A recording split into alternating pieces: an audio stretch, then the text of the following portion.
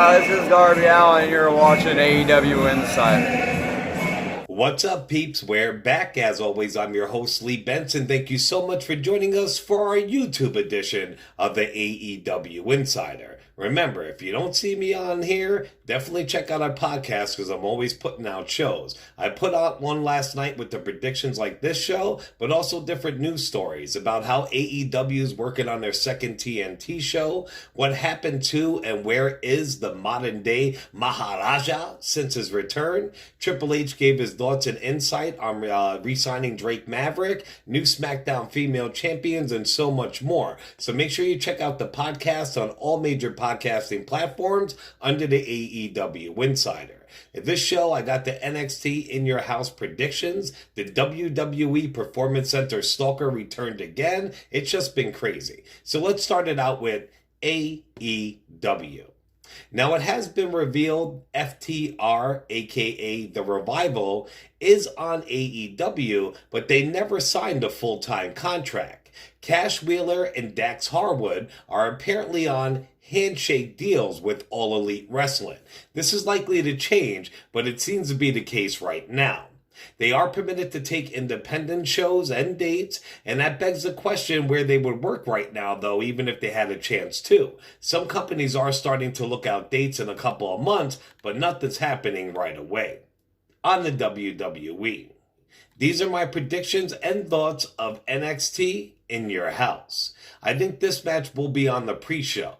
We have Mia Yim with Tegan Knox and Shotzi Blackheart versus Candice LeRae, Dakota Kai, and Raquel Gonzalez. The winners, I'd say, are going to be the heels. It's going to be Dakota Kai, LeRae, and Gonzalez. All three of those ladies are lethal. They have great heel gimmicks right now. They got a lot of heat on them. To let them lose the faces in this one, it'd be a real waste. So I'm going with the heels. We also have Finn Balor versus Damon Priest. You know me, I always like going with the heels and the underdogs. This one, I'm actually going with Damon Priest. I'm hoping this is going to be a stepping stone that he could start to be known in WWE. Because trust me, I followed this guy on the Indies, Ring of Honor, what have you, and Damon Priest is awesome. I've seen him live a couple times and all that. I really would like to see Priest win. Balor is vicious. We know he's the first leader ever of the Bullet Club. His name over in New Japan was Prince Devitt, a.k.a. the Real Rock and Roller. He doesn't need the win, though. I want to see Priest win and give him a push. Next up, we have Tommaso Ciampa versus Karrion Kross. I'm going with Karrion Kross. I mean, have you seen this guy the last few weeks with his entrance, the tweets, his girl, what have you? There's no way in hell he's going to lose his first match. He could win by disqualification or definitely by cheating, but you got to go across on this one, even if it's against Tommaso Ciampa. We also have the NXT North American Championship. It's Keith Lee versus Johnny Gargano. I'm going with Johnny Gargano. I would love to see Lee retain, but he's had it a little bit too long. If you ask me, it's time for him to pass that strap and maybe even get a call-up in the meantime. Since him and Brock Lesnar faced off in the Royal Rumble, people have been wanting to get up to the main roster so they could see that full match one day. They keep scrubbing Gargano with the main title, but his new heel gimmick, his turn, is as hot as fire. So they'll probably let him rock the North American title for a while. We also have the NXT Women's Championship match. We have the champ, Charlotte Flair, versus Rhea Ripley versus Io Shirai. I'm going with Io. Now, Flair will win. There's no doubt in my mind. She has been on absolute fire since jumping back and forth between shows and becoming an NXT Women's Champion again. I would want to see Io or even Ripley win. I feel that Ripley's title reign was cut way too short, and Io needs to hold the title. She did a total 180 since turning heel, and she should be rewarded for it. And finally, we have the NXT Championship match. We've got Adam Cole, baby, versus the Velveteen Dream. I gotta go with Adam Cole. Now, I want Cole to lose just so he can get called up, but literally, I don't think it's time yet. It's going to be probably about summertime or after that. I would love to see the Dream win also. What a great champ the Velveteen Dream would be with his gimmick, the flair, all that. But I got to stick with my dog, Adam Cole. baby. So those are my predictions and thoughts on NXT TakeOver tomorrow. Definitely tune in. Probably the pre-shows at 7, the shows at 8, what have you, and check it out. I'm telling you, I've been to tons of live events, including several WrestleManias. There's nothing besides AEW Dynamite that's better than seeing the NXT in person. Well, the WWE Stalker has returned to the Performance Center, and he was arrested again. This time not shot, though. Peep this shit, peeps. Armando Montalvo started a live stream on Thursday afternoon, which concluded with cops telling him to put his hands behind his back. He was arrested a short time afterward. Documents obtained by Ringside News shows that Montalvo was arrested on charges of battery on law enforcement officer, also on trespassing on property, after warning and resisting an officer with violence. He was booked on Thursday, June 4th.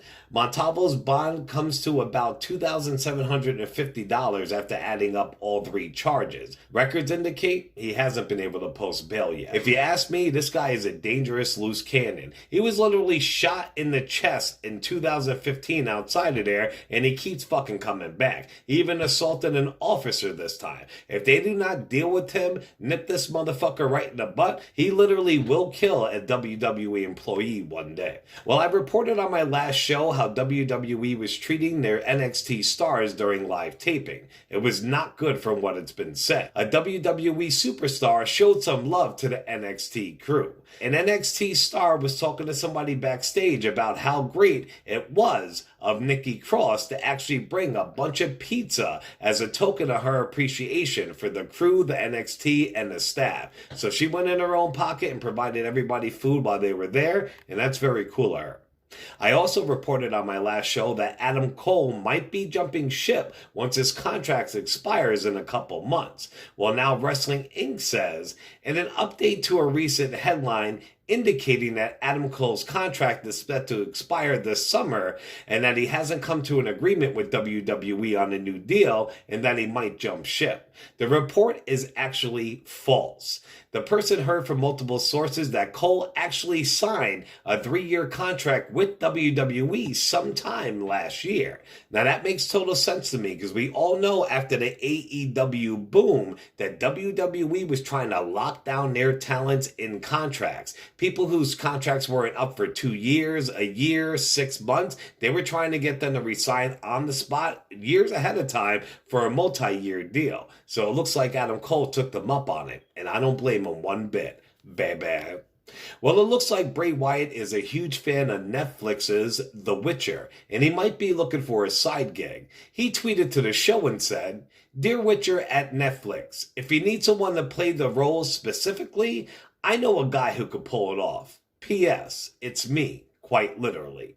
And The Fiend will be making his return to the WWE Squared Circle very soon. They want to put him back into a fight with Braun Strowman. They wanted to end at SummerSlam, but they wanted to start pretty much soon, all the way till then. So through Extreme Rules, through Backlash, we're going to be seeing the Braun and The Fiend, unless that changes. And finally, for WWE news, a fan online pretty much asked Ali about him not being on TV much and not being used by WWE, which Ali tweeted back, "Yeah, man, it's real nice to be in your prime and wanting to use your exposure to bring light to serious topics, but instead you're forced to the sidelines for reasons beyond your control. Real nice not to be allowed to do what you're passionate about." Random wrestling news. CM Punk was on Twitter a few days ago. He was talking about the riots and Black Lives Matters with fans. One fan brought up how AJ Styles has been real silent the entire time, but he's posting all kinds of other content. The fan said, "Right? Silence speaks volumes. Seeing AJ Styles promote streams and shit, but couldn't be bothered to post anything, made it clear how he feels. That was a tough unfollow." So the fan saying that AJ's been tweeting a lot, but hasn't mentioned it one time, and he unfollowed him. And CM Punk replied, "Well, come on. That one has been obvious for years." So he's straight up saying that AJ's a racist, which is crazy. Which Punk also said, "A lot of people snitching on themselves. When people tell you who they are, believe it. It might be unfortunate and disappointing if you're a fan of that person, or even if it's your own grandmother. But fuck them. Goodbye. I yield my time. Fuck you." All right, peeps. Well, that's it for this episode. I want you to bring in those predictions. I'm sorry they were so late. Definitely check out the pay-per-view tomorrow. Like, share, and sub this video. Remember, if you want to win a Series 1 AEW La Champion action figure, you have to be subscribed to our channel. If you're not, make sure you do that. Besides that, you could pick any video, including this one. Just like, share, and comment. So subscribe to our YouTube, like, share, and comment on any video, and boom, you're in the running to win an unrivaled AEW Chris Jericho action figure. Remember to show us some love on all major podcasting platforms, also on Facebook and YouTube under the AEW Insider, and on Twitter under the AEW Insider 1 as in the number 1. I'll see you peeps soon. Ciao.